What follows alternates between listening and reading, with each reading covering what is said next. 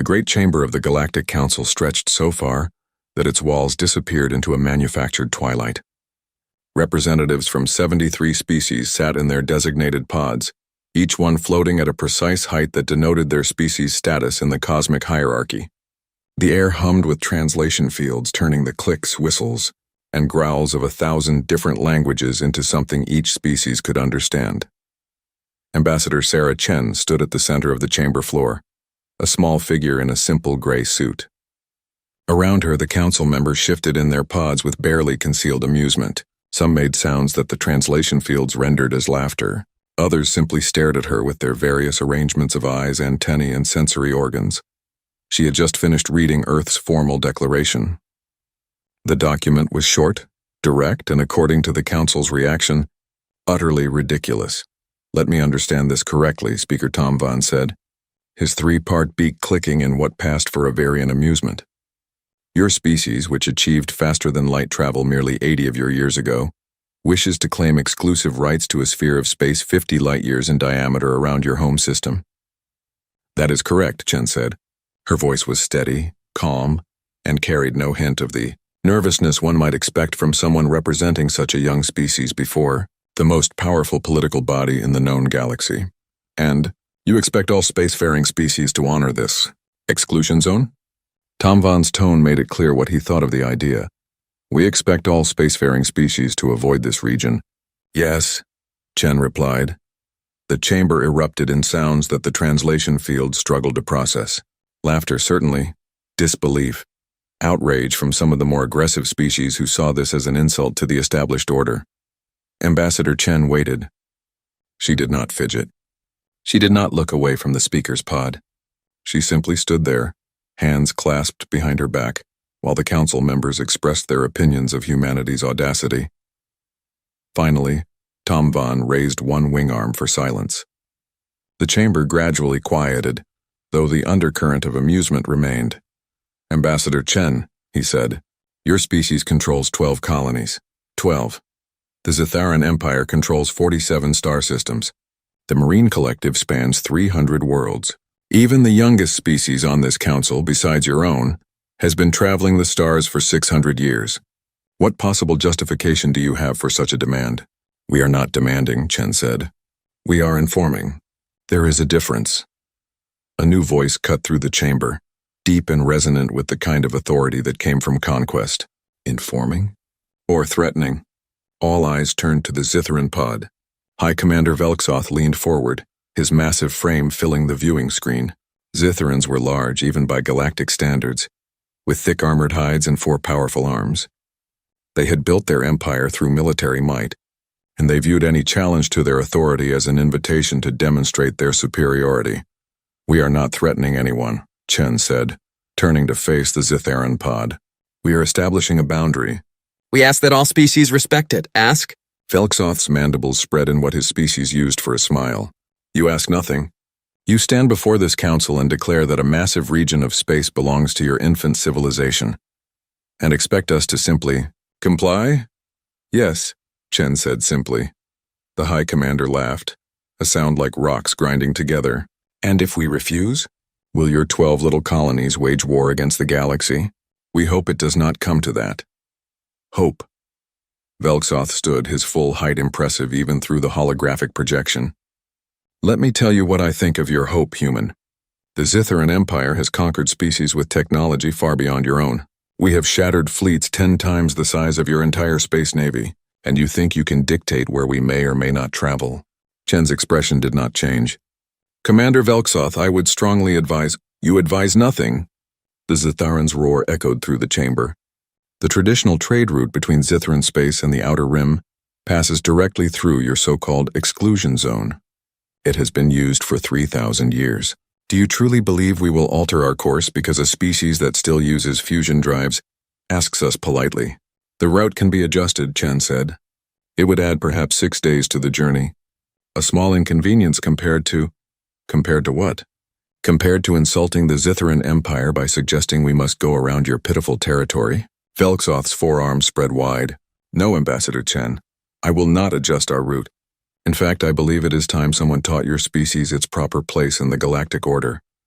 The chamber went silent. Even the species that had been laughing moments before now watched with sudden interest. Velxoth's words were not mere posturing. When a Zitharan High Commander spoke of teaching lessons, fleets usually followed. "Commander," Tomvan said carefully, "perhaps we should discuss this matter in a more diplomatic—" "There is nothing to discuss," Velxoth interrupted. "In 3 of your months, the Zitharan trade fleet will pass through the human exclusion zone on our traditional route. If the humans wish to object, they are welcome to try.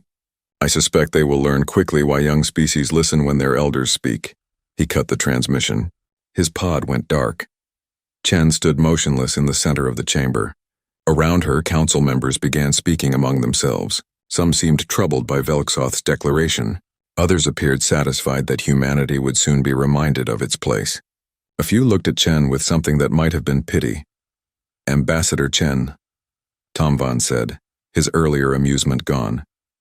"The council cannot control the actions of individual empires. If the Zitharan fleet enters your declared exclusion zone, we will not intervene. However, I must warn you that any hostile action against Zitharan vessels will be considered an act of war. The council will not support Earth in such a conflict." "We understand," Chen said. "Do you?" An older voice spoke from one of the higher pods where the eldest and most respected species observed. Ambassador Creole of the Vorden Collective leaned forward, her ancient eyes fixed on the human. Commander Velxoth was not making an empty threat. "The Zitharan fleet will include at least 200 warships. Your entire navy numbers what? 40 vessels? And those with inferior shielding and weapons technology?" 37 vessels currently operational, Chen confirmed. "Then you must see reason," Creole continued, her tone almost gentle. "Withdraw your declaration. Apologize to the Zitharans. Perhaps offer them trade concessions. It is not too late to avoid catastrophe." Chen shook her head slowly. "We will not withdraw the declaration. Then your people will die," Creole said flatly. "Child species, I have witnessed the rise and fall of empires older than your civilization. I have seen what happens when pride outweighs wisdom. The Zitharans will not show mercy. We are not asking for mercy." "What are you asking for?" Creole demanded. "You must want something. No species makes such declarations without purpose." For the first time since entering the chamber, Chen's expression shifted. Something moved behind her eyes, something that made several of the nearer council members unconsciously draw back. "We want to be left alone," she said quietly. "That is all we have ever wanted. We spent 10,000 years fighting ourselves, destroying ourselves, nearly ending ourselves a dozen times over. We finally unified. We finally looked up at the stars and decided to join the galaxy peacefully. And in 80 years we have been invaded twice. Had our trade ships seized 7 times and watched 3 of our colonies demand protection payments from species who see us as easy targets because we are young." Her voice remained calm, but the words cut through the chamber like a blade. "We are tired," Chen continued. "We are tired of being tested. We are tired of being viewed as prey. We are tired of explaining that we simply want to develop in peace. So we are drawing a line, a clear line. And we are telling the galaxy as politely as we know how not to cross it. Or what?" Velxoth's voice returned, his pod lighting up again. Apparently he had been listening. "What will you do, human? Your weapons are primitive. Your shields are weak. Your ships are slow. What possible threat do you pose?" Chen turned to face his pod one final time. "We told you what we want, Commander.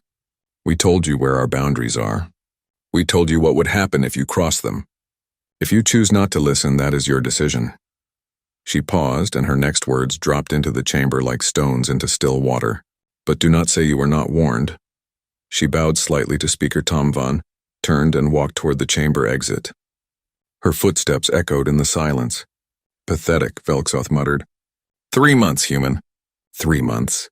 And your exclusion zone will be revealed for the fantasy it is. And perhaps after we have passed through your space unopposed, your species will learn humility." Chen stopped at the door. She did not turn around. 3 months, she agreed. Then she left. The council chamber remained quiet for a long moment after she departed. Finally, Tomvan spoke. "Are there any other matters to discuss?" "Wait!" The voice came from an unexpected source. Ambassador Yulreen of the Corvan Dominion rose from his pod.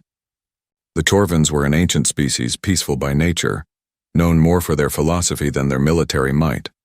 "I must speak." "Ambassador Yulreen?" Tomvan sounded surprised. "I have studied the humans," Yulreen said. It is my hobby, you might say. I have read their history, their literature, their philosophy. I have watched how they behave. And? Velksoth sounded bored. And I would urge caution, Yulreen said carefully. Humans are different. Different how? Krial asked. Yulreen seemed to struggle with his words. They are a species that spent 90% of their existence at war with themselves. They developed nuclear weapons and pointed them at their own cities. They created diseases that could kill billions and stored them in laboratories. They invented ways to poison their own atmosphere, boil their own oceans, crack their own planet's crust, and yet they never quite destroyed themselves. They came close dozens of times, but something always pulled them back from the edge. What is your point? Velksoth demanded. My point, Commander, is that humans are very good at one thing above all others, finding new and efficient ways to kill. They spent millennia perfecting the art, and now that they have finally stopped fighting each other, one must wonder what they have been doing with all that creative energy. Building colonies and fusion drives, Velksoth scoffed. I am not impressed. Perhaps you should be, Yulreen said quietly. When a human issues a warning, Commander, it is because they have already prepared for what comes after the warning is ignored. It is their nature. They do not bluff. Velksoth's laughter boomed through the chamber. Then let them prepare. I look forward to seeing what their preparations have accomplished. Perhaps they have built 40 ships instead of 37. Perhaps they have upgraded their shields by 5%. It will not matter. He cut his transmission again, and this time his pod went dark permanently. The council session ended shortly after. As the various ambassadors departed, small groups formed discussing the confrontation they had witnessed. Most agreed that humanity had overstepped. Some felt sympathy for what would likely happen to Earth's colonies. A few, like Yulreen, expressed private concerns that were largely dismissed. In 3 months, the Zitharan trade fleet would enter human space. 300 warships, the largest show of force the Empire had assembled in decades. It would be, Velksoth had announced, a demonstration that would echo through the galaxy for centuries. He was right about that, at least. Though not in the way he imagined. The Zitharan fleet assembled at the rally point 3 days ahead of schedule. Commander Velksoth wanted to make a statement, and he had succeeded. 300 warships hung in the void like a metal constellation, their running lights creating an artificial galaxy against the backdrop of real stars. Each vessel was massive, built for war, covered in armor plating thick enough to shrug off most weapons in the known galaxy. Each one carried enough firepower to level a small moon. Velksoth stood on the bridge of his flagship, the Dominant Will, and surveyed his fleet through the main view screen. Pride swelled in his chest. This was power. This was the might that had conquered 47 systems. And he was about to use it to teach one arrogant species a lesson they would never forget. All ships report ready. Commander, his tactical officer announced. Excellent. Velksoth settled into his command chair, designed to accommodate his massive frame and 4 arms. Broadcast on all frequencies. I want everyone to hear this. The communications officer worked quickly. Moments later, she nodded. All channels open, Commander. Every ship within 30 light years will receive this. Velksoth leaned forward, his voice dropping into the formal register used for official declarations. This is High Commander Velksoth of the Zitharan Empire, addressing all vessels and settlements in this region of space. The fleet you see before you will now proceed along our traditional trade route, passing through the region that the human species has foolishly claimed as their exclusive territory. We do this to demonstrate a simple truth. Young species do not dictate terms to their elders. The Zitharan Empire goes where it wishes, when it wishes. Any attempt to interfere with our passage will be considered an act of war, and will be met with the full force of imperial might. This is not a threat. This is a statement of fact. He made a cutting gesture and the transmission ended. Set course, he ordered. Standard formation. Maximum scanner range. If the humans have any ships waiting for us, I want to know about them long before we arrive. The fleet moved as one, hundreds of ships executing the same turn, accelerating together toward the boundary of human space. The formation was beautiful in its precision, intimidating in its scope. Velksoth had chosen the traditional trade route specifically because it cut directly through the center of the human exclusion zone. He wanted there to be no doubt, no room for the humans to claim he had simply skirted the edge of their territory. He would pass through the heart of their claimed space, and he would do it unopposed. The journey to the boundary took 6 hours at standard fleet speed. Velixoth spent the time reviewing tactical reports and deployment plans. He did not expect the humans to actually oppose him, but if they did, he wanted the response to be overwhelming and immediate. A quick, decisive defeat would serve as a better lesson than simply passing through unopposed. "Commander," his sensor officer called out, "we are approaching the boundary coordinates specified in the human declaration. Any sign of human vessels?" "No, sir. Scanners show empty space ahead. No ships, no stations, no defense platforms, nothing." Velixoth felt a mixture of satisfaction and disappointment. Satisfaction that his assumptions had been correct. The humans had nothing with which to enforce their ridiculous claim. Disappointment that there would be no actual confrontation, no opportunity to demonstrate Zitharan superiority in combat. "Continue forward," he ordered. The fleet crossed the invisible line that marked the boundary of the human exclusion zone. Velixoth noted the exact moment in the ship's log. Let the historians record that the Zitharan Empire had treated human demands with the contempt they deserved. Space looked exactly the same on both sides of the boundary. The same distant stars, the same empty void. The human exclusion zone was just like any other region of space, devoid of anything special or dangerous. "Maintain course," Velixoth said. "Estimated time to cross the exclusion zone?" "At current speed, approximately 8 days, Commander," his navigation officer replied. "Very well. I want scanner sweeps every 10 minutes. If a single human ship approaches, I want to know about it immediately." The first 3 hours passed without incident. The fleet moved steadily deeper into the exclusion zone, maintaining perfect formation. Velixoth walked through the various sections of his flagship, inspecting the crew, ensuring readiness even though he expected no actual combat. In the command center of the dominant will, tactical displays showed the positions of all 300 ships, each one exactly where it should be. Velixoth allowed himself a moment of satisfaction. This would be remembered. The day the Zitharan Empire proved that human warnings were empty threats. Then the sensor officer spoke up. "Commander, we have a contact. Single ship, small, approaching from galactic north." Velixoth moved quickly to the sensor station. "Analysis? It's definitely human design, sir. Fusion signature matches their standard drive systems. Mass suggests a research vessel, not military. It's not even shielded." "A research vessel?" Velixoth frowned. "Hail them." The communications officer worked for a moment. "They're responding, Commander." Putting them on screen. The main view screen shifted to show a small bridge, cramped compared to Zitharan standards. A human woman in a simple jumpsuit stood at its center. Behind her, Velixoth could see perhaps 4 other crew members working at various stations. "This is Captain Maria Torres of the research vessel Cassandra," the woman said. Her voice was tired, as if she had been through this conversation before. "You are currently in violation of Earth's exclusion zone.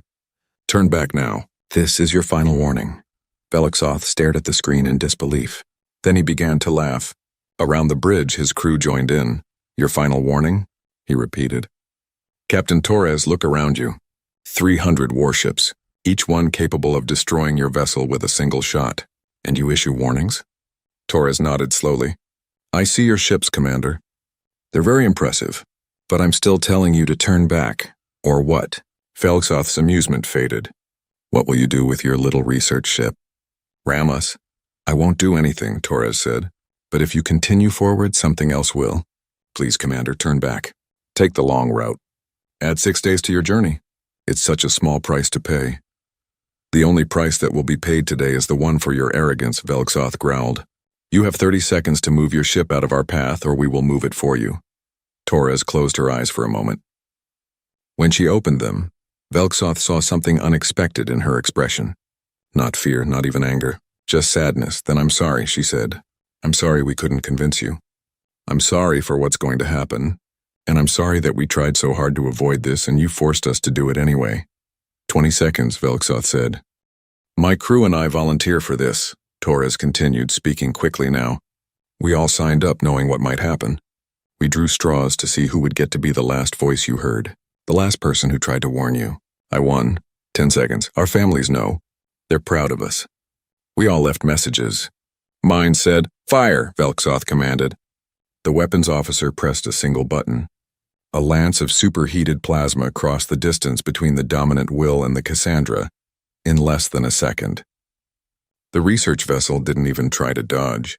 It simply vanished in a bright flash of light and expanding gas. Silence filled the Zitharan bridge. "Resume course," Velxoth said quietly. He felt no satisfaction from the kill. Something about Torres's words bothered him, though he could not say what. She had been so calm, so resigned, as if she had expected exactly what happened. As if it had all been part of some larger plan. He shook off the thought. The Cassandra had been nothing. A nuisance. Its destruction changed nothing about the fleet's mission. All ships maintain formation. Continue forward. The fleet obeyed. 300 warships now traveling through space where a single human ship had burned. 2 hours passed. Then 3. Velxoth remained on the bridge, though he sent his crew in shifts to rest. Something felt wrong, though he could not identify what. Space looked normal. Scans showed nothing unusual.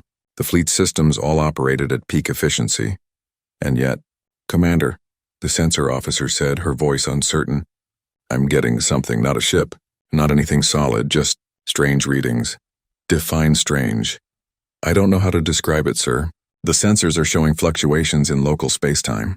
Nothing dangerous, just unusual. As if space itself is rippling." "Localized gravitic distortion," Velxoth suggested. "Natural phenomena? Maybe?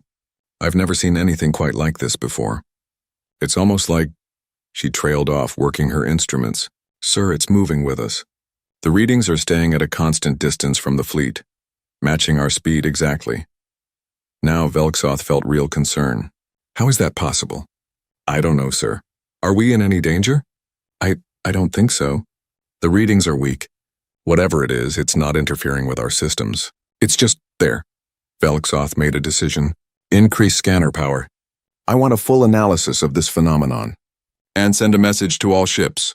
I want to know if anyone else is detecting the same thing." Responses came back within minutes. Every ship in the fleet reported similar readings. The phenomenon surrounded them. A strange rippling in space itself that seemed to follow their movement. "Could it be a sensor malfunction?" Velxoth asked. "Across 300 ships, sir? With different sensor arrays and manufacturers? Highly unlikely. Then what is it?" No one had an answer. The fleet continued forward. The strange readings persisted, never strengthening, never fading, just maintaining their constant presence around the fleet like a shadow that moved in perfect sync with its source. In the following hours, other problems began to emerge. Small things at first, minor glitches in navigation systems, brief power fluctuations, communication delays between ships that should have been instant. Nothing serious. Nothing that would normally cause concern. But added together, they created an atmosphere of unease that spread through the fleet. Velxoth ordered a full diagnostic of all systems. The results showed nothing wrong. Every ship's computer confirmed that all systems operated within normal parameters. The glitches continued anyway, as if something was affecting the fleet in ways the diagnostics couldn't detect. "Commander," his communications officer said nervously. "The Relentless, one of our destroyers on the outer perimeter. They've gone silent." Velxoth spun to face her. "Silent? Define silent." "No response to hails, sir. They're still on sensors, still in formation, but they're not responding to any communication attempts." "Jamming?" "No indication of jamming, sir. The channel is clear. They're just not answering." A cold feeling settled in Velxoth's chest. "Send a message to the ships nearest to the Relentless. Have them make visual contact. I want to know what's happening over there." He waited, watching the tactical display. The Relentless continued moving in formation, maintaining exact position relative to the rest of the fleet. Its engines were clearly working. Its systems appeared online. So why weren't they answering? "Sir," the communications officer said, her voice shaking now. "The ships we sent to check on the Relentless, they've gone silent too." The cold feeling in Velxoth's chest spread. "How many?" "2 destroyers, sir. The Iron Fang and Stormbreaker. Both were moving toward the Relentless to establish visual contact. Both stopped responding about 30 seconds ago." Velxoth stared at the tactical display. 3 ships, all shown as green icons, all apparently functioning normally, but none of them responding. "Are they still moving?" "Yes, sir. Still maintaining formation perfectly." "Then who's piloting them?" No one answered. Velxoth made a decision he knew he might regret. "Halt the fleet. All stop now." The order rippled through the ships. 300 vessels began reducing speed, coming to a relative stop in empty space. 300 vessels except for 3. The relentless Iron Fang and Stormbreaker continued forward, maintaining their original course and speed, pulling ahead of the rest of the fleet. "They're not responding to the stop order," the navigation officer said unnecessarily. Velixoth watched as the 3 ships grew smaller on the tactical display, moving away from the fleet. He waited for them to stop, to turn around, to do something that indicated living beings controlled them. They did nothing. They just kept moving forward, deeper into the exclusion zone, until the distance grew too great for visual contact. "Commander," the sensor officer whispered. "They just vanished." "What?" "The 3 ships. They're gone. Not destroyed. No debris, no explosion. They're just gone. Sensors show nothing where they should be." Velixoth felt his breathing quicken. Around the bridge, his crew stared at their instruments in shock. "Find them," he ordered. "Full sensor sweep. They have to be somewhere." They searched for an hour. Long-range scanners, short-range scanners, visual searches, everything they could think of. 3 destroyers, each carrying 200 crew members, had simply vanished from existence. And somewhere in his mind, Velixoth heard Captain Torres's voice again. "I'm sorry for what's going to happen." What had the humans done? What had he led his fleet into? Commander Velixoth had not slept in 36 hours. He stood on the bridge of the dominant will, staring at tactical displays that made less sense with each passing hour. Around him, his crew worked with quiet desperation, searching for answers that refused to appear. The fleet had lost 47 ships. Not destroyed, not damaged, simply gone as if they had never existed at all. One moment they appeared on sensors, maintaining perfect formation. The next moment, empty space, no explosions, no debris fields, no distress calls, nothing. The disappearances followed no pattern Velixoth could identify. Ships on the outer perimeter vanished. Ships in the center of the formation vanished. Large battle cruisers and small frigates disappeared with equal frequency. The only constant was that once a ship went silent, it was already too late. Within minutes, sometimes seconds, it would simply cease to exist. "Report," Velixoth demanded. His voice was hoarse from shouting orders and demanding explanations that no one could provide. "Fleet count stands at 253 vessels, Commander," his tactical officer said. She looked exhausted. Her scales had lost their normal sheen and her hands trembled as she worked her console. "We have lost 6 more ships in the past hour. 6 ships. More than 1,200 crew members, gone. Damage reports?" "No damage to report, sir. Ships that have not disappeared are all showing green across the board. All systems nominal." That was perhaps the most terrifying part. The ships that remained were fine. Perfect even. No system failures, no battle damage, no signs of any external threat. Crews reported feeling uneasy, uncomfortable, as if they were being watched. But the ships themselves functioned flawlessly, right up until they vanished. What about the sensor readings? The spatial distortions we detected earlier? "Intensifying, Commander. The rippling effect is much stronger now. Some of our sensor technicians are reporting unusual feedback patterns. They describe it as if space itself is alive around us." Velixoth felt his mandibles tighten with stress. "That's not scientifically possible." "No, sir. It's not." He turned to his communications officer. "Any response from the humans?" "Negative, sir. We have been broadcasting on all frequencies, requesting dialogue, requesting explanation, requesting anything. No response. Either they're not listening or they're choosing not to answer. Or they're all dead too," Velixoth thought but did not say aloud. If whatever was destroying his fleet was also destroying human settlements in the region, there might be no one left to answer. But he didn't believe that. Deep in his gut, he knew the humans were out there, watching, waiting, letting this happen. "Commander," the navigation officer called out, his voice tight with barely controlled panic.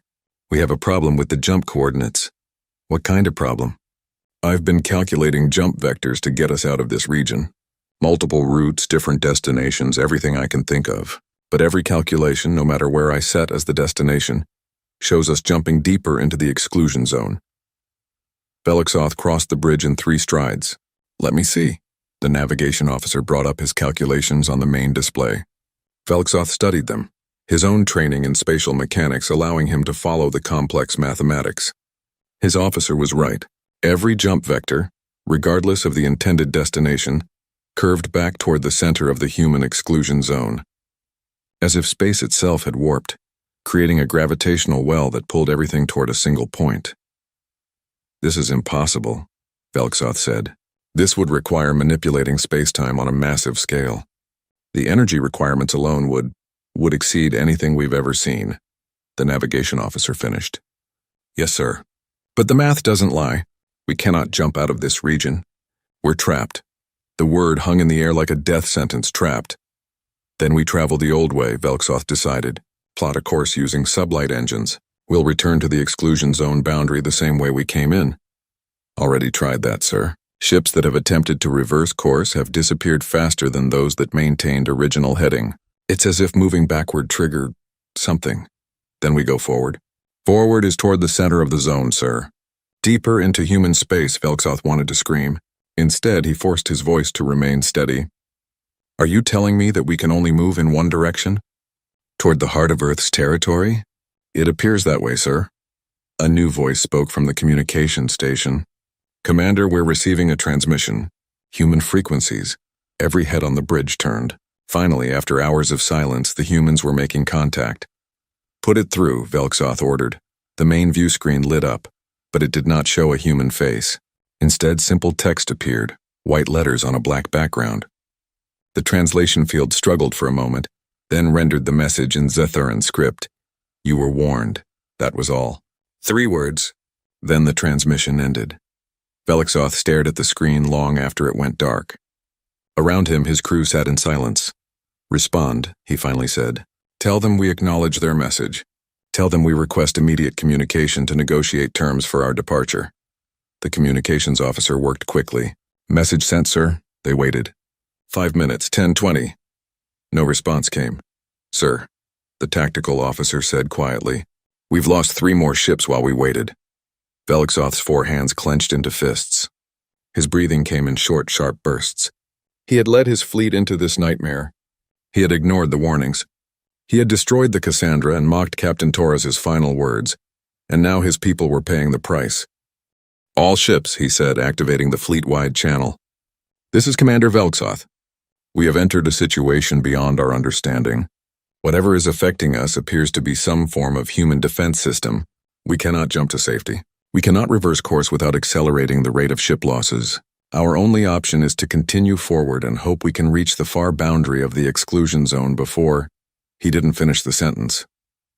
"Before what? Before they all vanished? Before the entire fleet ceased to exist? Maintain tight formation," he continued. "All ships are to report any anomalies immediately. Navigation. Plot the fastest course through the remaining exclusion zone. Even if it takes us past Earth itself, we need to get out of this region." "Sir," his sensor officer said, her voice barely audible. "You should see this." Velksoth moved to her station. She brought up a display showing the space surrounding the fleet. At first he saw nothing unusual. Then she adjusted the frequency, shifting to a visual range that Zitharan eyes normally couldn't process. Velksoth's blood turned cold. The fleet wasn't traveling through empty space. They were surrounded by something, a structure of some kind visible only in specific frequencies. It looked like a web impossibly vast, stretching in all directions. Threads of it connected to each ship, thin lines of something that wasn't quite matter and wasn't quite energy. "What am I looking at?" he asked. "I don't know, sir. Whatever it is, it's been there all along. We just couldn't see it until I started scanning across the full spectrum. I think it's some kind of field. Or network. It surrounds us completely. And the ships that disappeared?" She brought up recorded data from just before one of the vanishings. On the screen, Velksoth watched as the thread surrounding one of his destroyers suddenly brightened, pulsed with light, and then contracted. The ship seemed to fold in on itself, geometry twisting in ways that hurt to look at, and then it was simply gone. The threads remained for a moment, then faded as if satisfied with their work. "It's eating them," the sensor officer whispered. "The field, or whatever it is, it's consuming our ships." Velksoth felt true fear for the first time in his military career. He had fought in dozens of battles, faced death more times than he could count, but he had always understood his enemy. Ships could be fought, weapons could be countered, even overwhelming odds could be faced with courage and tactics. But this? How did you fight space itself? How did you counter an enemy you couldn't see, couldn't target, couldn't even comprehend? "Commander!" The communications officer's shout pulled him from his thoughts. "We're receiving another transmission." "From the humans?" "No, sir. From the Endless Conquest Captain Thren's battlecruiser. They report seeing something." "Put them through." Captain Thren appeared on screen. He was older than Velixoth, a veteran of countless campaigns, and Velixoth had never seen him look frightened before. He looked frightened now. "Commander, I don't know how to describe this. My crew is reporting visual anomalies, things moving between the ships, shadows where there should be none. And sir, 3 of my crew members have disappeared from sealed sections of the ship." "Disappeared? Inside the ship?" "Yes, sir. We have video footage. One moment they're walking down a corridor. The next moment they're just gone. Like they walked through a door that doesn't exist and never came back." Before Velixoth could respond, another alert sounded. "Multiple ships reporting similar incidents," the tactical officer said, her voice shaking. "Crew members vanishing from inside their ships. Equipment disappearing. Some vessels report entire sections going dark, and when teams go to investigate, those sections are empty. Completely empty, as if everything that was there, including the investigating teams, simply ceased to exist." The situation was deteriorating faster than Velixoth could process. It was no longer just ships disappearing. Whatever had trapped them was now reaching inside the ships themselves, selectively removing people and objects like a predator picking meat from bones. "All ships, implement lockdown protocols," Velixoth ordered, knowing even as he spoke that it would accomplish nothing. "No one travels alone. Everyone stays in groups of at least 4. Seal all non-essential sections." The orders went out. They were followed. They made no difference. Over the next 6 hours, Velixoth watched his fleet die. Not quickly, not mercifully, but slowly, methodically, like something was taking its time. Taking its time because it had all the time in the world and the fleet had nowhere to go. Ships continued to vanish. 2 at a time now, sometimes 3. The web surrounding them grew brighter with each disappearance, as if feeding on the destruction. Crew members disappeared from sealed compartments, from guarded rooms, from the very bridges of their ships. One moment present, the next moment gone, leaving behind only confused witnesses who could not explain what they had seen. Some ships reported that their disappeared crew members could be heard over internal communications, screaming, begging for help, saying they were trapped somewhere else, somewhere wrong, somewhere that hurt to exist in. Then the screams would stop, and the communications would go dead. Velixoth received a report that the Iron Storm, one of his largest battlecruisers, had been found drifting with no crew aboard. Every single member, over 800 souls, had vanished from a ship that showed no signs of intrusion or damage. The vessel was perfect, pristine, still operating on automatic systems. Just empty. When a salvage team boarded it to investigate, they disappeared too. After that, Velixoth stopped sending people to investigate. There was no point. Whatever was happening followed no rules he understood, and every attempt to study it just resulted in more deaths. "Fleet count?" he asked, his voice hollow. 112 ships, Commander," the tactical officer replied. She had been crying. Velixoth didn't blame her. Current rate of disappearance suggests complete fleet loss within 18 hours. 18 hours. Less than a day until 300 ships and over 500,000 crew members would be completely erased from existence. "Keep trying to contact the humans," Velixoth said. Tell them we surrender. Tell them we will pay any reparations. Tell them we acknowledge Earth's sovereignty over this region. Tell them whatever they want to hear. Just make them stop this." The communications officer worked frantically, sending message after message on every frequency available. Begging, pleading, promising anything and everything if the humans would just respond. They sent 147 messages over the next 3 hours. Not one received a reply. The fleet continued forward because it had no choice. The web around them pulsed and fed and consumed, and there was nothing they could do to stop it. Velixoth thought about Captain Torres again. Her sad eyes. Her apology. She had known. They had all known. The humans had tried to warn them, tried to save them, and the Zitharans had been too arrogant to listen. "Commander," his sensor officer said, "I'm detecting something ahead. I think it's a ship. Human configuration." Velixoth felt a desperate surge of hope. "Hail them immediately." "Working, sir. They're responding." A human face appeared on screen. Male, middle-aged, wearing a military uniform. He looked at Velxoth with an expression that might have been sympathy. "Commander Velxoth," the human said. "My name is Captain James Rivera. I'm here to witness." Witness? Velxoth didn't understand. "We need help. Your system, whatever it is, it's destroying my fleet." Make it stop. Rivera shook his head slowly. "I can't do that." "No one can. Once you entered the exclusion zone without authorization, the defensive grid activated automatically. It cannot be deactivated while unauthorized vessels remain inside. Then authorize us." "Please, we'll leave immediately." "You can't leave," Rivera said gently. "The grid won't allow it." "I'm sorry, Commander. I truly am. But you were warned. Multiple times. You chose not to listen." "This is genocide," Velxoth roared. "No," Rivera corrected. "This is self-defense. You brought a military fleet into our territory after being explicitly told not to. You destroyed the Cassandra when it tried one last time to save you. Every death that occurs here is a direct result of your choices. We didn't know. We didn't understand what you had built. That's why we warned you," Rivera said. "That's why we established the exclusion zone. That's why we begged the Galactic Council to make sure all species understood that our boundaries were not negotiable. We tried everything we could to prevent this. You forced us to do it anyway." On Velxoth's tactical display, 3 more ships vanished. "What is it?" Velxoth asked, his voice breaking. "What did you do to this region of space?" Rivera hesitated, then seemed to come to a decision. "During our last World War, before we unified, we developed weapons we prayed we would never have to use. One of them was a theory about weaponizing space-time itself, creating fields that could trap, contain, or eliminate anything that entered them. We never used it against ourselves. We shelved the research, locked it away. But when we started traveling the stars and realized how hostile the galaxy was, how many species would see us as prey?" He trailed off. "We built 50 of them, 50 autonomous defense platforms, positioned throughout the exclusion zone, each one maintaining a field that can detect, analyze, and eliminate unauthorized vessels. They're powered by quantum vacuum energy. They'll run for 10,000 years without maintenance."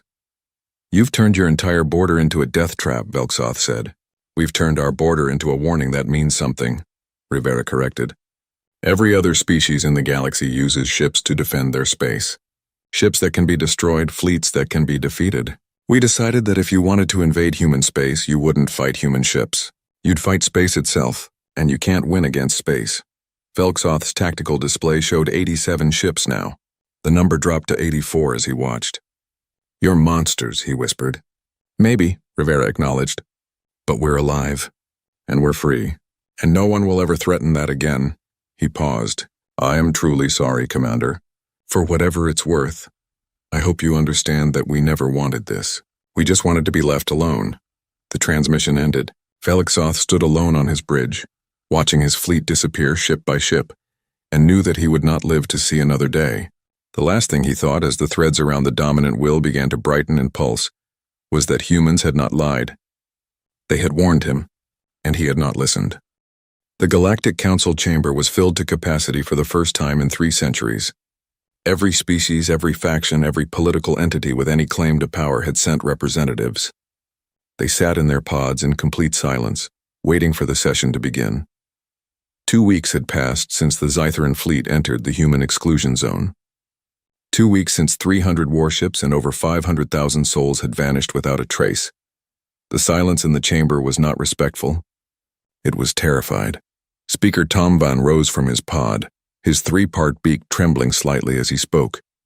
"This emergency session of the Galactic Council is now convened.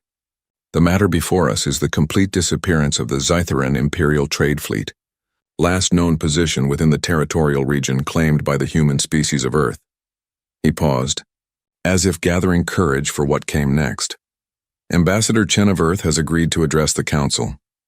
I remind all present that this is a diplomatic inquiry, not a trial. All species are requested to maintain decorum and allow the ambassador to speak without interruption." Sarah Chen entered the chamber through the main doors, walking alone across the vast floor to the center position. She looked exactly as she had 3 months earlier, wearing the same simple gray suit, her expression calm and unreadable. She did not look like someone who had just committed what might be the greatest mass killing in galactic history. "Ambassador Chen," Tom Von said carefully. The Council requests information regarding the fate of the Zitharan fleet. Can you provide us with answers? Yes, Chen said simply. The single word sent a ripple of reaction through the chamber. She was not denying involvement. She was not claiming ignorance. Just yes, then please, Tom Von said. Tell us what happened. Chen looked around the chamber, making eye contact with various representatives. When she spoke, her voice carried clearly to every pod. The Zitharan fleet entered our exclusion zone despite multiple warnings. They were informed of the boundaries. They were told not to cross. They chose to cross anyway. Our automated defense systems responded as designed. The fleet was eliminated, the chamber erupted. Shouts in dozens of languages translated into a cacophony of outrage, fear, and disbelief. Tom Von had to call for order 3 times before the noise subsided enough for him to continue. You admit responsibility? He asked. I confirm that our defense systems functioned as intended, Chen replied. 500,000 people.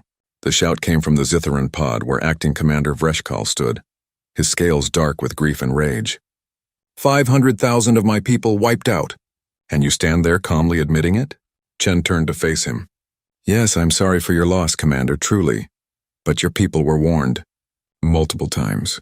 At the council session 3 months ago, at the boundary of our exclusion zone, and even when a single research vessel attempted one final warning, your High Commander chose to ignore every warning, chose to destroy the Cassandra and its crew, and chose to continue forward. The consequences of those choices were his responsibility. You murdered them, Vreshkal roared. We defended our territory, Chen corrected, her voice still calm. The difference is significant. This council must condemn these actions. Vreshkal looked around the chamber seeking support. We cannot allow one species to claim the right to destroy entire fleets without consequence. Today it is Zitharan's. Tomorrow it could be any of you. He had a point, and many council members were nodding. But others looked uncertain. Afraid even, Ambassador Creole of the Vorden Collective spoke up, her ancient voice cutting through the tension. Ambassador Chen, I have a question that I believe speaks to the heart of this matter. You say your defense systems responded as designed. What exactly are these defense systems? How did they eliminate 300 warships so completely that we have found no debris, no survivors, no trace whatsoever?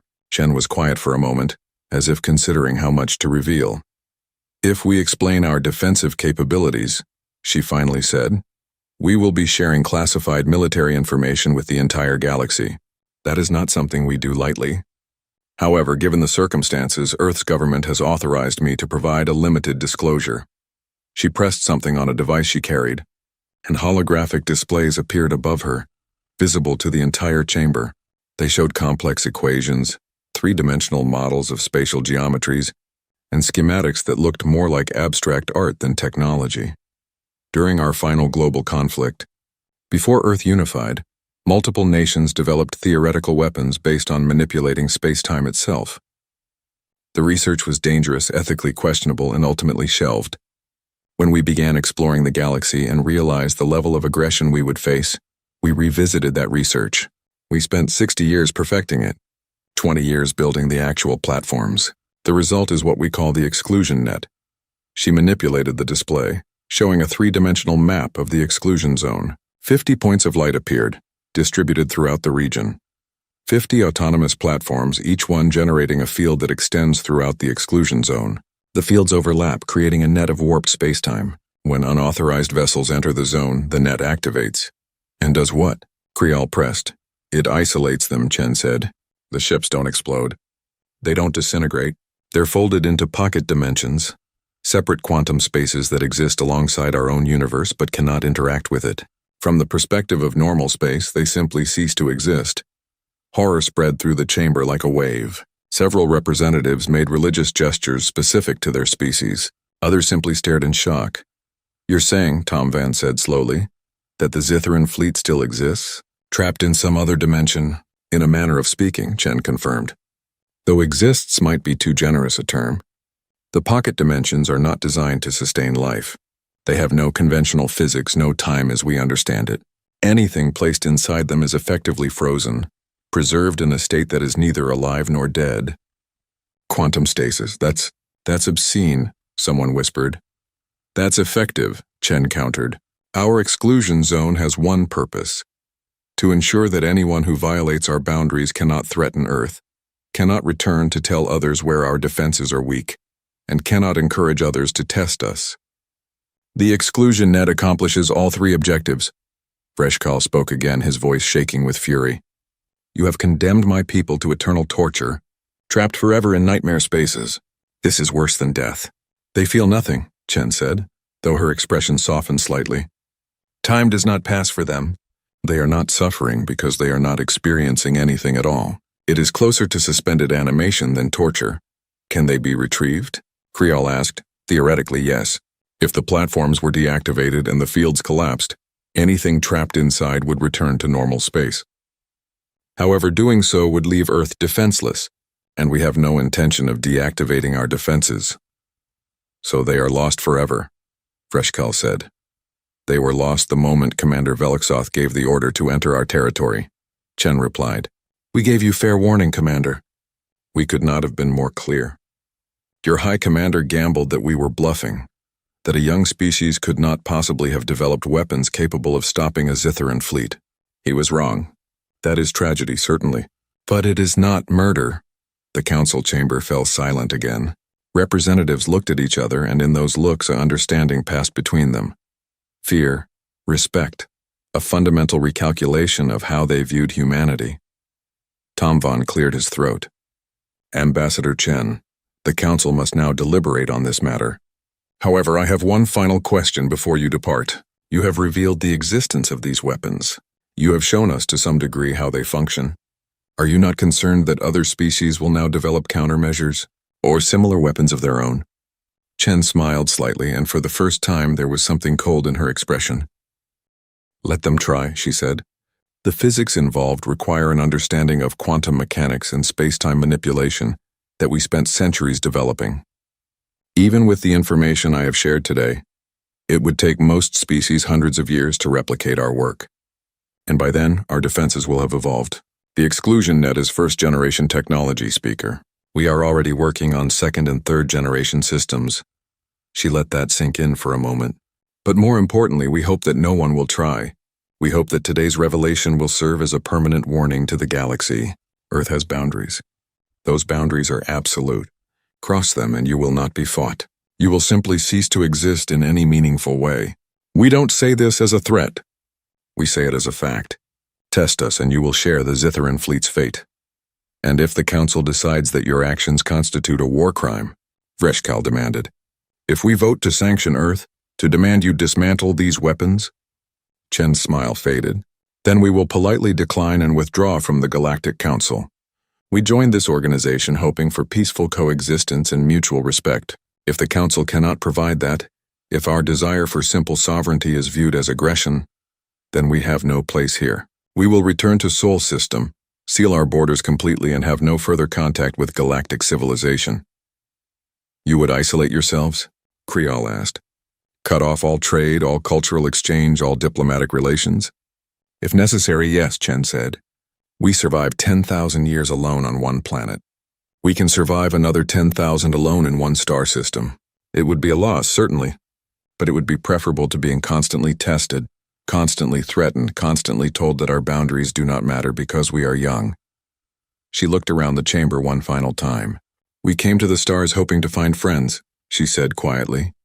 We found predators, so we learned to be something that predators avoid. That is not the story we wanted to write, but it is the story you forced us to write. We gave you every opportunity to respect our borders. The Zitharan Empire chose differently. The consequences of that choice are not our responsibility. With that, she bowed slightly to Speaker Tom Van and walked toward the exit. Wait, a voice called out.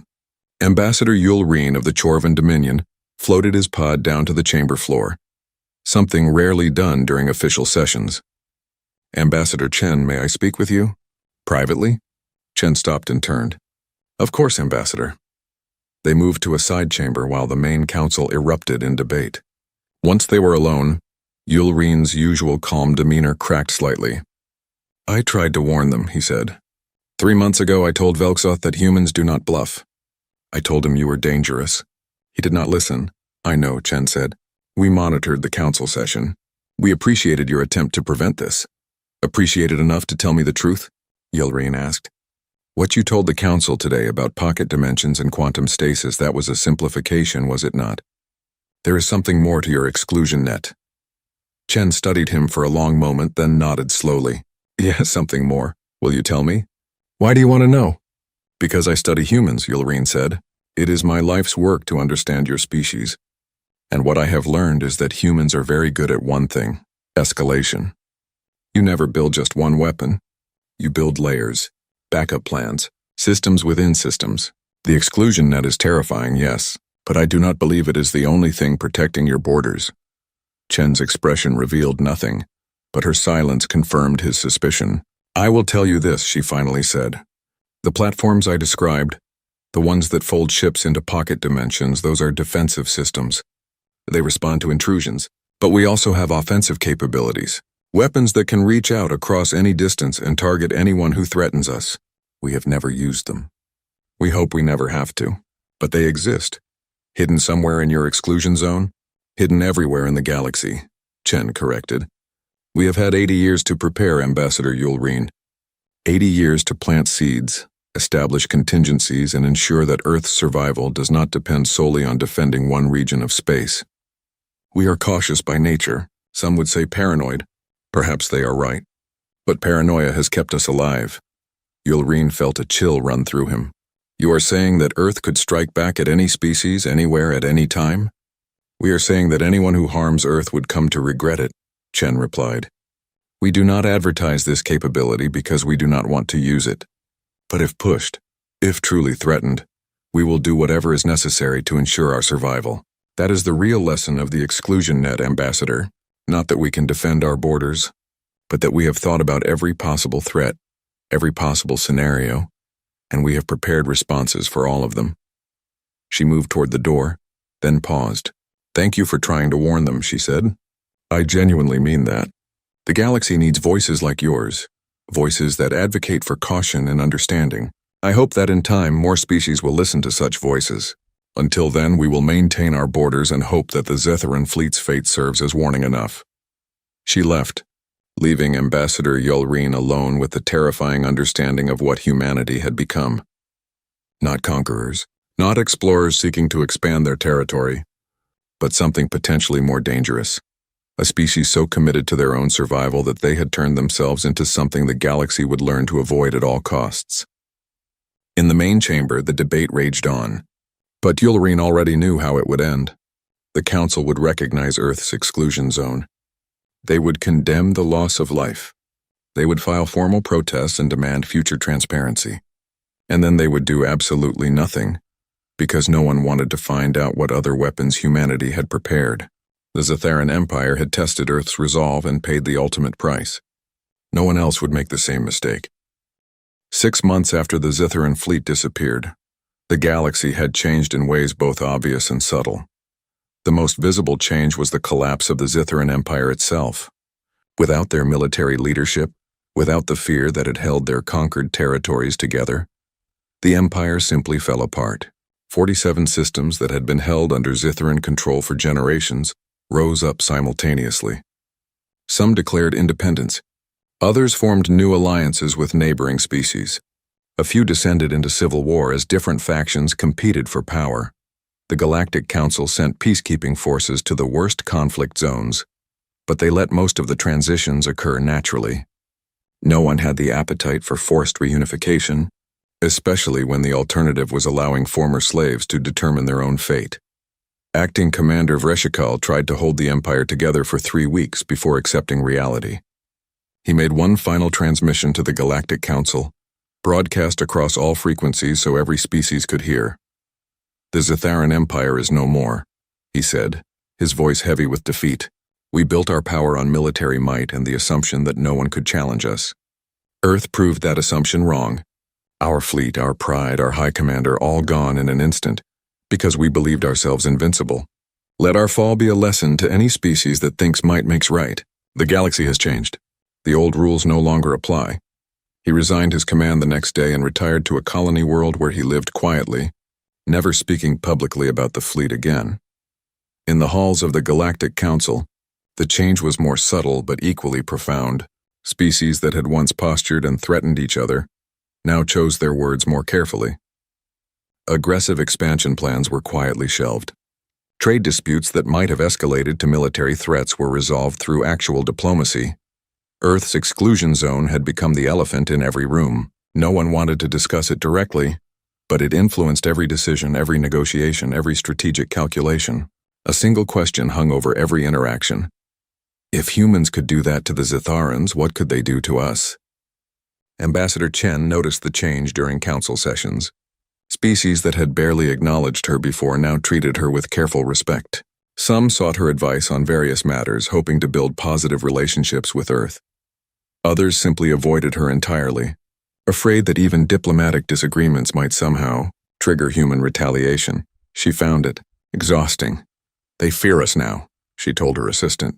One evening after a particularly tense council session, that was never the goal. "We just wanted to be left alone." But being left alone required being feared, her assistant pointed out. There was no middle ground. "The galaxy doesn't respect boundaries unless those boundaries have teeth." Chen sighed. "I know. Doesn't mean I have to like it." The physical boundary of the exclusion zone had become something of a pilgrimage site, though no one dared enter it. Ships would travel to the edge, close enough to detect the faint spatial distortions that marked where the exclusion net waited, and then they would stop. Some captains held memorial services for the lost Zitharan crew. Others simply wanted to see the place where 300 warships had vanished. A human memorial station had been established at one of the entry points, a small structure that served as both warning and monument. It listed the names of every crew member aboard the Cassandra, the research vessel that had tried one last time to warn the Zitharan fleet.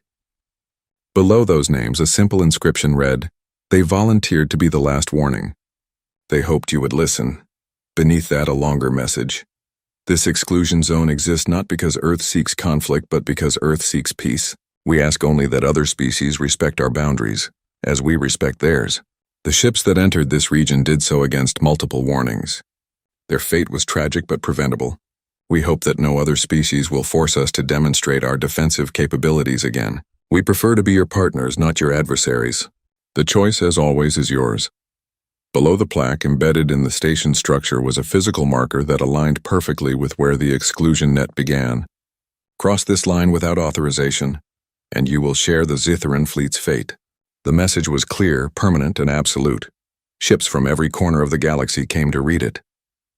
Then they turned around and left. The change in the galaxy's attitude toward humanity manifested in unexpected ways. Trade agreements that had been stalled for years suddenly moved forward. Research partnerships were proposed. Cultural exchange programs expanded. No one said it explicitly, but the calculation was obvious. Better to be Earth's friend than to risk being Earth's enemy. Human colonies beyond the exclusion zone reported a dramatic decrease in harassment. Pirates who had once viewed human merchant ships as easy targets now avoided them entirely. Aggressive species that had demanded tribute from human settlements suddenly discovered that those demands were no longer necessary. The few who tested these waters disappeared mysteriously, their ships found drifting with all crew missing and no signs of struggle. Earth never claimed responsibility for these incidents. They never had to. Ambassador Yulreen published a paper 6 months after the Zitharan fleet's disappearance. Titled "The Quiet Ones: Understanding Humanity's Approach to Galactic Politics," it became required reading in diplomatic schools across the galaxy. The core thesis was simple. Humans do not make idle threats, do not posture for political gain, and do not bluff. When they establish a boundary, that boundary is absolute. When they issue a warning, that warning should be heeded without question. The paper included a detailed analysis of human history, showing pattern after pattern of humanity's approach to conflict. Give them space and they will be peaceful neighbors. Push them into a corner, and they will develop weapons that fundamentally change the nature of warfare itself. Nuclear weapons, biological agents, artificial intelligence, quantum manipulation. Humans, Yulreen wrote, are not the most aggressive species in the galaxy. They are not the most militaristic. They are not even the most violent. But they are the most creative when it comes to survival. They approach every threat with the assumption that they might lose, and they prepare accordingly. This makes them far more dangerous than species who rely purely on strength or numbers. The paper's conclusion was stark. The galaxy has two choices. We can accept that Earth's boundaries are real and respect them, living in peace with a species that wants only to be left alone. Or we can test those boundaries and learn what other weapons humanity has prepared. The Zitharan Empire chose the second option. Their fate should guide our choice. In the Officers' Academy on Chorvan Prime, Yulreen's paper was assigned to every cadet alongside a case study of the Zitharan fleet's disappearance. The lessons were simple and direct. Respect other species' boundaries, take their warnings seriously, and never assume that superior numbers or technology guarantee victory. One particular teaching scenario became standard across multiple species military academies. Cadets were presented with a simulation. Your fleet encounters a species that has established a defensive boundary around their territory. They warn you not to cross. Your orders are to cross anyway because the territory contains strategic resources your government needs. What do you do? The correct answer, cadets learned, was to disobey orders and refuse to cross. Victory against an enemy's ships was possible. Victory against weaponized space itself was not. And more importantly, following orders that led to your fleet's complete destruction served no one. The simulation was called the Zitharan scenario. In human space, the changes were equally significant, though less visible to outside observers. The 50 platforms that generated the exclusion net received regular maintenance and upgrades. Their quantum cores were refreshed. Their programming was refined. New countermeasures were developed to address theoretical vulnerabilities, but the platforms themselves remained largely unchanged. Because they worked perfectly as designed, the real development was happening elsewhere. Ambassador Chen had told Yulreen the truth when she said Earth had offensive capabilities hidden throughout the galaxy. What she had not told him was the scale of that program. In addition to the exclusion net, Earth had deployed 300 autonomous weapons platforms in deep space, scattered across trade routes near major population centers, and in strategic locations where they could respond to any threat against Earth or its colonies. Each platform was equipped with the same space-time manipulation technology that powered the exclusion net, but designed for precision strikes rather than area defense. They had never been used. Most of the galaxy did not know they existed. Earth preferred it that way. The best weapon, the head of Earth's Strategic Defense Command often said, is the one you never have to use. The exclusion net has done its job perfectly. It eliminated one threat and prevented 1,000 others just by existing. That is efficient defense. Earth's government debated quietly and constantly whether they had gone too far. 500,000 deaths weighed heavily on many politicians and military leaders. Some argued that there should have been a way to disable the fleet without destroying it completely. Others pointed out that any warning more gentle than complete annihilation would have been tested again and again until someone got through. The debates never led anywhere concrete. The exclusion net remained active. The boundary remained absolute, and the galaxy learned to adjust. 3 years after the incident, a young Zitharan officer named Krenal was assigned to patrol the border regions that had once been part of the Empire. His ship, a small corvette that served the new Zitharan Federation, was part of the peacekeeping force that tried to maintain order in the fractured territories. One day, his patrol route brought him near the edge of Earth's exclusion zone. He had been too young to serve in High Commander Velksoth's fleet, but he had lost family members in the disaster. An uncle, 2 cousins, friends from his childhood who had proudly joined the military and marched off to teach the humans respect. They never came back. Krenal ordered his ship to hold position at what he judged to be a safe distance from the exclusion zone boundary, close enough to see the memorial station, far enough to avoid activating any defensive systems. His second officer, an older veteran who had served under the Empire, approached him on the bridge. "Paying respects, sir?" "Something like that," Krenal replied, studying the memorial station on his screen. "Did you know anyone who was part of the fleet?" "Many," the veteran said quietly. "Good soldiers, brave warriors. They followed orders, as we all would have. They did not deserve what happened to them." "No," Krenal agreed. "They didn't." They stood in silence for a moment, watching the distant station marking the boundary of human space. Finally, the young officer spoke again. "Why do you think they did it? The humans, I mean. Why create something so terrible?" The veteran considered the question. I have thought about this many times, sir. I have read the reports, studied their history, tried to understand, and I think the answer is simple. They were afraid. Afraid? Of us? Afraid of everyone, the veteran corrected. Earth is one planet, one species. We are thousands of species, millions of worlds, billions of ships. From their perspective, they were surrounded by potential threats. They could not compete with numbers. They could not match the military might of established empires. So they built something that made numbers and might irrelevant. Krenal nodded slowly. They built a weapon so terrible that no one would dare attack them. Not just that, the veteran said. They built a warning system that could not be ignored. Commander Velksoth thought they were bluffing because he could not imagine a species actually creating something like the exclusion net. But humans did not bluff. They told us exactly what would happen if we crossed their boundary, and when we did, they followed through. Should we hate them for it? Krenal asked. The veteran thought for a long time before answering. I do not know, sir. Part of me does hate them. They killed my friends, destroyed our empire, changed our entire civilization. But another part of me understands that we were warned. Multiple times. And we ignored those warnings because we were arrogant. He gestured toward the memorial station. The humans put up that monument not to celebrate their victory, but to honor their own dead. The crew of the Cassandra, who tried one last time to save our fleet. That tells me something about who they are. They did not want this to happen. They tried to prevent it. We forced their hand. Krenal continued staring at the screen. If you were in command that day, would you have given different orders? I would like to think so, the veteran said. I would like to believe that I would have listened to Captain Torres, turned the fleet around and accepted the longer route. But I served under the old empire, sir. I was trained to view compromise as weakness. If I had been in Commander Velksoth's position, I might have made the same choice. He paused. That is what haunts me. Not that our people died, but that I might have led them to the same fate. A console beeped, indicating an incoming transmission. The communications officer looked up. Sir, we're being hailed. Human vessel, approaching from inside the exclusion zone. Krenal felt his hearts beat faster. On screen. The view screen changed to show a human woman in a military uniform. She looked young, perhaps the same age as Krenal himself.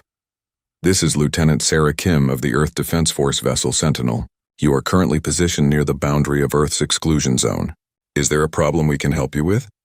Her tone was polite, professional, showing no hostility. Krenal gathered himself. No problem, Lieutenant. My name is Officer Krenal of the Zitharan Federation Corvette New Dawn. We are on routine patrol.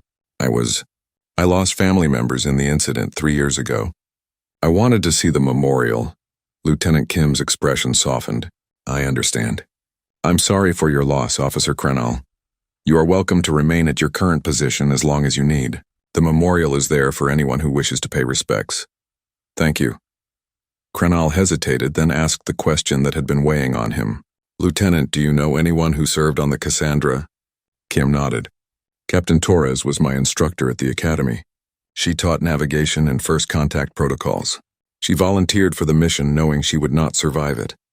She believed that if your fleet saw humans willing to sacrifice themselves to deliver one final warning, it might make Commander Velksoth reconsider. But it didn't, Krenal said. No, it didn't. Kim's expression was sad. Captain Torres knew it was unlikely to work. But she felt she had to try. That was the kind of person she was. Your people honor her memory? Very much so. There is a statue of her at Earth's orbital station, and every cadet studies her final transmission. We teach that good defenders do not want to kill. They want to warn. Captain Torres embodied that principle. Krenal looked at his veteran officer, then back at the screen. Lieutenant Kim, may I ask you a question? As one junior officer to another? Of course. Do you think what happened was justified? Kim took a long breath. That is a complicated question, Officer Krenal. Personally, I think it was a tragedy that should never have happened. 500,000 deaths is not something to celebrate, but I also understand why our government created the exclusion net. We studied galactic history. We saw what happens to young species that cannot defend themselves. They get conquered, enslaved, or destroyed. Earth chose a fourth option. Make ourselves so dangerous that no one would dare try. She paused, choosing her next words carefully. What happened to your fleet was the price of that deterrence. It was a terrible price, but it has prevented hundreds of other conflicts. How many wars have not started because species now think twice before threatening others? How many lives have been saved because aggressive empires realized that overwhelming force is no longer enough to guarantee victory? So you think the ends justified the means? Krenal asked. I think the means were terrible, and I wish there had been another way. But I also think that if we had not demonstrated the reality of our defenses, someone else would have tested us. And then someone else after that. The exclusion net has only one setting: absolute. It cannot bluff. It cannot make threats. It simply executes its programming. Your fleet learned that lesson so that no one else would have to. Krenal absorbed this. Your honesty is appreciated, Lieutenant. We try to be honest, officer, especially with those who have been affected by our actions. Is there anything else we can help you with? No, thank you. We will leave the area shortly. Kim nodded. Safe travels, Officer Krenal. And again, I am sorry for your loss. The transmission ended. Krenal sat in his command chair, processing the conversation. She seemed decent, the veteran officer observed, for someone representing the species that destroyed our empire. Yes, Krenal agreed. That is what troubles me. It would be easier if they were monsters. But they are not. They are just people trying to survive in a galaxy that saw them as weak. He stood and addressed his crew. Set course for our next patrol point. We have remained here long enough. As the new dawn turned away from the exclusion zone, Krenal took one last look at the memorial station. The message on that plaque would remain there for centuries. A permanent reminder of the day the galaxy learned that humanity's warnings were not suggestions. Stay out. 2 words that had changed everything. Across the galaxy, similar scenes played out with different species, different officers, different perspectives, but the underlying reality was the same. Earth had drawn a line, enforced it with absolute finality, and changed the fundamental calculus of galactic politics. In the Galactic Council chambers, a new resolution was being debated, proposed by a coalition of smaller species who had previously been targets of aggression. It called for the establishment of universal standards for territorial boundaries. The core principle was simple. Every species had the right to establish defensive zones around their home systems, and those zones would be recognized by the Council as sovereign territory. The resolution was called the Earth Accord, though Ambassador Chen had not asked for it and initially opposed the name. We do not want to be the face of this movement, she told Speaker Tom Van during a private meeting. We want to be one species among many, all of whom have the right to defend themselves. I understand your concern, Tom Van replied. But you must also understand the symbolic importance. The Earth Accord represents a fundamental shift in how the galaxy operates. For thousands of years, might has made right. Strong species expanded, weak species retreated or died. Your actions proved that there is another way. Technology and determination can counter raw power. Small species can defend themselves if they are willing to pay the price. The price was 500,000 lives, Chen said quietly. Yes. And because of that price, millions of others may be saved. The aggressive empires that once preyed on smaller species are now reconsidering their strategies. Trade is replacing conquest. Diplomacy is replacing threats. These are positive changes, Ambassador, even if they came from tragedy. The Earth Accord passed with overwhelming support. Only 3 species voted against it, all of them former empires that had built their power on expansion and conquest. Their objections were noted and ignored. Under the new framework, dozens of species established their own exclusion zones, though none with defenses as absolute as Earth's. Most relied on conventional military fleets and early warning systems, but the principle was the same. Here is our boundary. Respect it or face consequences. Wars did not end. Species still had disputes, still competed for resources, still occasionally came into conflict. But the nature of those conflicts changed. Boundaries were recognized. Warnings were heeded. The automatic assumption that military superiority meant victory was no longer automatic. 5 years after the Zitharan fleet disappeared, Ambassador Chen gave her final address to the Galactic Council before retiring from diplomatic service. When I first stood in this chamber and declared Earth's exclusion zone, many of you laughed, she began. You saw us as young, naive, arrogant, You could not imagine that a species so new to the stars could enforce such a claim. The Zitharan Empire decided to test that assumption, and the results changed galactic history. She paused, looking around the chamber at the representatives who had, over the years, gone from dismissing her to fearing her to finally, grudgingly, respecting her. I will not apologize for what happened. My government acted to defend our people and we succeeded. But I will say this, we never wanted to be feared. We wanted to be left alone. We wanted the right to develop at our own pace, to make our own mistakes, to chart our own future without interference from species that saw us as easy prey. The exclusion net gave us that right. But it gave us something we never asked for, a reputation as the galaxy's untouchable species. People whisper about us. They speculate about what other weapons we have hidden. They treat us with careful respect born from fear rather than friendship. She shook her head slowly. That is not the relationship we wanted with the galaxy, but it is the relationship you forced upon us. When we asked politely to be left alone, we were ignored. When we demonstrated the consequences of violating our boundaries, we were finally heard. That says something about galactic culture that I hope future generations will work to change. The Earth Accord is a step in the right direction. Recognizing every species' right to defend their home systems creates a foundation for mutual respect. But respect based on fear is fragile. Real respect comes from understanding, from cultural exchange, from seeing each other as partners rather than threats. She smiled slightly. My successor, Ambassador David Martinez, will work toward that goal. He is younger than me, less cynical, more optimistic about the galaxy's future. I hope he is right to be optimistic. I hope that future generations will remember the Zitharan fleet not as a symbol of human power, but as the last time any species needed to learn this lesson the hard way. The chamber gave her a standing ovation, something rarely done for departing ambassadors. Chen bowed slightly and left the chamber for the final time. She returned to Earth, to a quiet life in the mountains where she wrote her memoirs and occasionally gave lectures to diplomatic students. She never returned to space, never visited the exclusion zone, never saw the memorial station that bore the names of the Cassandra's crew. But she thought about them often. About Captain Torres and her calm acceptance of fate. About Commander Veluxoth and his fatal arrogance. About all the people who died because warnings were not heeded. In her memoirs, published 3 years after her retirement, she wrote, "History will debate whether Earth's actions were justified. Some will say we went too far, that we could have found another way. Others will say we did not go far enough, that we should have made an example even more dramatic. I believe both views are wrong. We did exactly what we said we would do.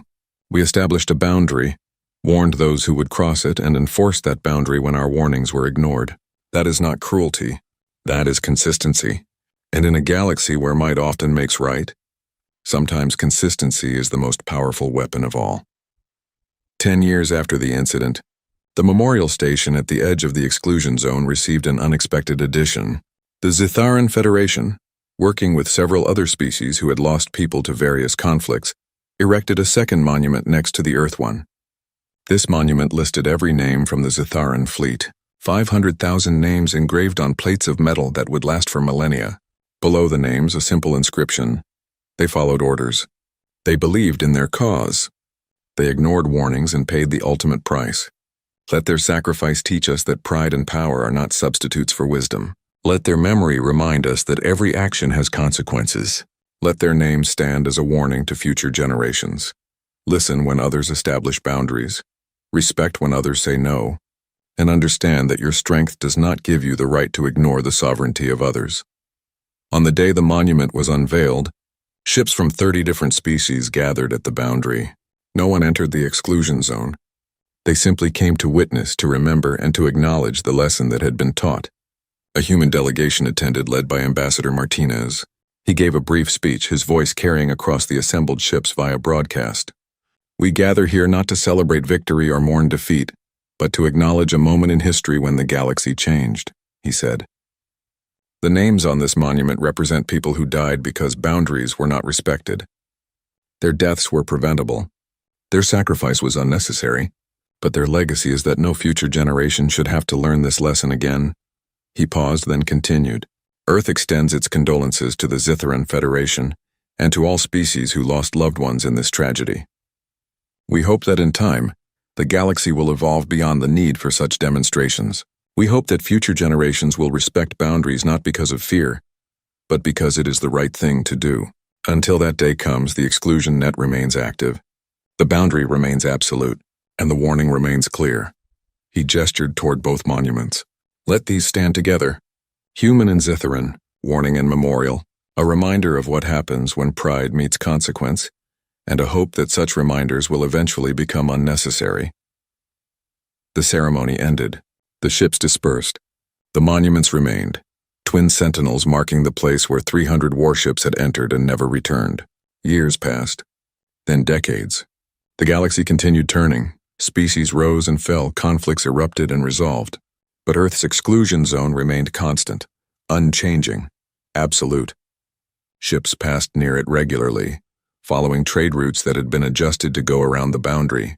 Captains pointed it out to new crew members, telling the story of the Zitharan fleet, making sure everyone understood why the detour was necessary. See that region? They would say, gesturing toward the zone on navigation displays. That's human space. Stay out, the boundary is real. The warnings are not suggestions. And if you think you're the one who will be the exception, remember that the Zitharan Empire thought the same thing. In Earth's military academies, the incident became required study for all officers, not as a celebration of defensive capabilities, but as a cautionary tale about the costs of deterrence. Students learned about the exclusion net's development, its deployment, and its terrible effectiveness. They also learned about the price: 500,000 lives, the collapse of an empire, and the burden of being forever known as the species that turned space itself into a weapon. The final exam question was always the same. Given the choice to do it over, knowing what you know now, would you still authorize the exclusion net's deployment? There was no correct answer. The question was designed to make students think about the weight of command decisions, about the difference between capability and action, about the responsibility that came with power. Most students answered yes, citing the decades of peace that followed and the lives saved by deterrence. Some answered no, arguing that there should have been a way to defend Earth without such catastrophic consequences. A few answered I don't know, acknowledging that some decisions are too complex for simple judgments. All three answers received full marks. 50 years after the incident, a young historian from a species that had not yet existed as a spacefaring civilization when the Zitharan fleet disappeared, came to interview one of the last surviving officers from Earth Strategic Defense Command, who had been involved in the exclusion net's creation. Do you regret it? The historian asked. Building something so destructive? The old officer, her hair now white and her hands shaking with age, considered the question for a long time. Every day, she finally said, and not at all, both at the same time. How is that possible? Because we built the exclusion net knowing it would either save Earth or destroy our souls, she replied. We succeeded in the first goal. We gave humanity safety, sovereignty, and time to develop without constant threats, but we paid a price for that safety. We became the species that other species fear. Not respect, fear. And that fear has isolated us in ways we never anticipated. But you would do it again? Yes. Because the alternative was to remain vulnerable, to invite constant testing, to fight war after war until eventually someone succeeded in destroying us. We chose a different path. We chose to make one terrible example that would prevent 1,000 smaller tragedies. The math says we made the right choice, but math does not account for the weight of 500,000 names. The historian published the interview as part of a larger work examining how the exclusion net had changed galactic politics. The book's title was simple: The Warning That Changed Everything. It became a bestseller across hundreds of worlds, translated into thousands of languages, studied by diplomats, historians, and military strategists. Its central thesis was that the incident at Earth's exclusion zone represented a fundamental turning point in galactic civilization, the moment when technological deterrence proved more effective than numerical superiority. But the book's final chapter was titled The Cost of Peace, and it focused not on strategy or politics, but on the human cost of what had been done. The crew of the Cassandra who had volunteered to deliver a final warning. The Zitharan officers who had followed orders into oblivion. The families on both sides who lost loved ones. The burden carried by those who had designed, authorized, and deployed the exclusion net. In the end, the historian wrote, The question is not whether Earth was justified in defending its borders. The question is what kind of galaxy we want to live in. One where boundaries are respected because of fear, or one where boundaries are respected because we recognize each other's right to exist unmolested. Earth gave us the first. It is up to us to build the second. A century after the Zitharan fleet vanished, the exclusion zone still existed, still functioned, still maintained its absolute boundary. But the galaxy around it had evolved. Young species no longer faced constant aggression from established empires. Boundaries were recognized and respected. Warnings were heeded. The automatic assumption that superior military force guaranteed success had been replaced by a more cautious understanding that any species, given sufficient motivation and creativity, could develop defenses that made conventional warfare obsolete. It was not a perfect galaxy. Conflicts still occurred. Species still competed and sometimes fought, but the nature of that competition had changed, and the change could be traced directly to a simple message that still stood at the edge of human space. Stay out. 2 words that had taught the galaxy a lesson it would never forget. In Earth's capital, in a quiet garden dedicated to peace, stood a monument that few outside humanity ever saw. It listed the names of everyone who had been involved in creating the exclusion net, from the scientists who developed the theory, to the engineers who built the platforms, to the politicians who authorized deployment. Below the names, a final inscription. We did what we believed necessary to ensure humanity's survival. History will judge whether we were right. We can only hope that future generations will live in a galaxy where such weapons are no longer needed. Until that day, we stand guard. We maintain the boundary, and we remember the price of peace. Above the monument, the stars shone down, silent and eternal, marking the paths of countless ships that traveled the galaxy, all of them carefully avoiding one small region of space where 300 warships had entered and never returned. The warning remained. The boundary stood, and the galaxy had learned to listen.